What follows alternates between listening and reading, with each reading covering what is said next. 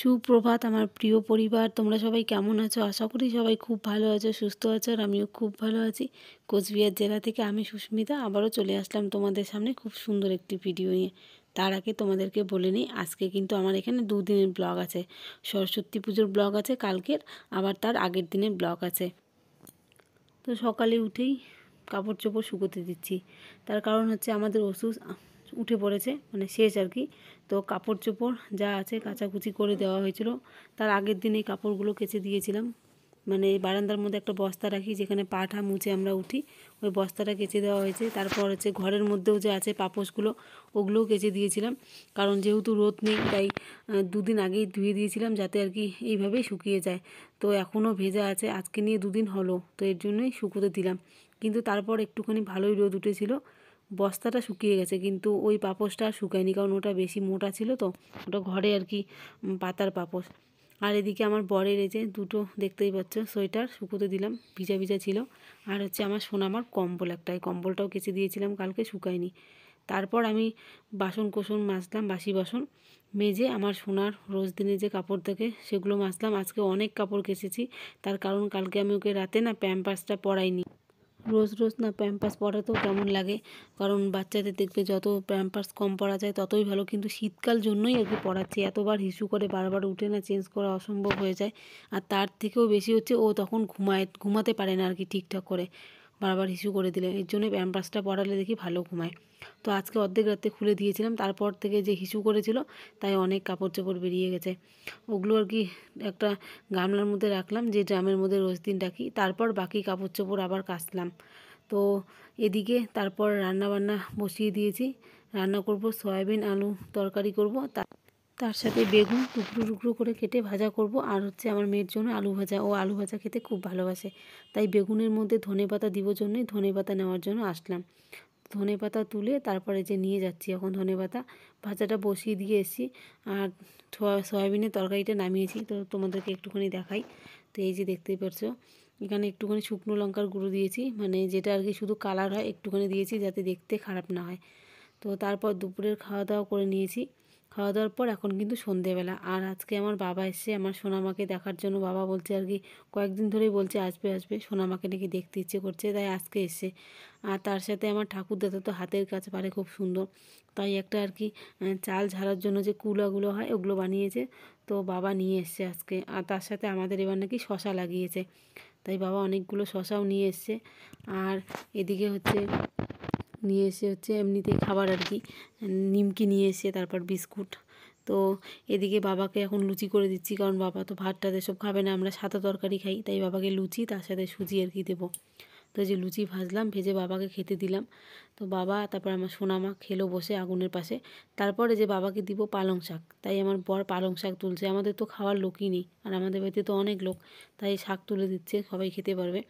তাই রাতের দিকে না টর্চ লাইট দিয়ে তুলছে, কারণ পোকামাকড়ও তো ভয় থাকে, আর দেখাও যাবে না অন্ধকার, তাই তুলে দিল পালং শাক। তো বাবা এখনই আর কি চলে যাবে। বাবা ঘরেও ঢুকলো না, বাইরের মধ্যেই বসেছিল, কারণ আমরা যেহেতু অসুস্থ তাই। তো এই যে পালং শাকগুলো এখন বাবাকে ব্যাগের মধ্যে ঢুকিয়ে দেবো। তো এই যে বাবা যাওয়ার আগে আর কি আমার সোনামার সাথে কথা বলছে, আমার বড় মেয়ের সাথে ভালো করে আর কি বই পড়ার জন্য বলছিল। তো বাইরে থেকে কথা টথা বলে চলে গেল। তো এই যে বাবা যাচ্ছে, আর আমার বর এই যে টর্চ লাইট জ্বালিয়ে আর কি রাস্তায় দাঁড়িয়ে আছে, কারণ অন্ধকার যেহেতু। তো এই যে আমিও এখন যাব, আমিও গিয়ে একটুখানি দেখি আর কি বাবাকে যতদূর দেখা যায়। তো তারপর আমিও চলে যাব এখন ঘরের মধ্যে। আর ঠান্ডাও পড়েছে প্রচুর, মানে দুপুরের দিকে হালকা একটু একটু রোদ ছিল ঠিকই, কিন্তু বিকেল হতে হতে না ঠান্ডাটা মনে হয় হাত পার মধ্যে একদম কামড়ে ধরে, এরকম ঠান্ডা। তো এই যে বাবা যাচ্ছে, এটা কিন্তু একটা গাড়ি গেল, এর জন্য আলোটা মনে হয় বেশি করে আর কি বোঝা যাচ্ছে। তো চলো এখন আমি ওই যে বাড়িতে যাই, আমার বর আসুক একসাথেই যাব।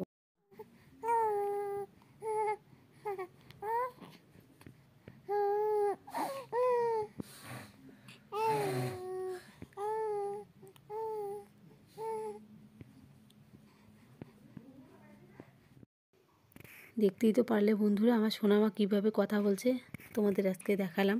ও 3 মাসের পড়েছে, 3 মাসের মধ্যে ও যে এতটা মানে কথা বলা মানে তাড়াতাড়ি করে শিখবে। এখন দেখেই মানে কী না জানি বলতে যায়, একা একা এরকম করে কথা বলে। তারপর ওর সাথে যদি আমরাও একটুখানি মুখ নাড়াই, আরও মানে বেশি করে কথা বলতে চায়, আর খুব খুশি হয়, তখন হাসাও শুরু করে।